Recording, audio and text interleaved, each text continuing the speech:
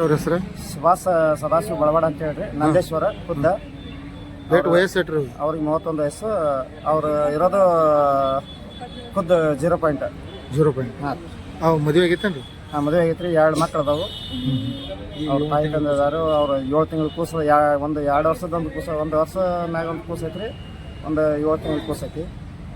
ಪಾಪ ಈ ದುರ್ಘಟನೆ ಆಗಬಾರಾಗಿತ್ತು. ಅದಕ್ಕೆ ಸ್ವಲ್ಪ ತಮ್ಮ ಮೂಲಕ ಎಲ್ಲ ಮೇಲಿನ ಅಧಿಕಾರಿಗಳಿಗೆ ನಾನು ರಿಕ್ವೆಸ್ಟ್ ಮಾಡ್ತೀನಿ, ಸ್ವಲ್ಪ ಅದ್ರ ಬಗ್ಗೆ ಎನ್ಕ್ವೈರಿ ಆಗಲಿ ಅಂತ ನಾನು ತಮ್ಮ ಮೂಲಕ ವಿನಂತಿ ಮಾಡ್ಕೊಡ್ತೀನಿ. ನಿಮ್ಮ ಹೆಸರು ಹೇಳಿ.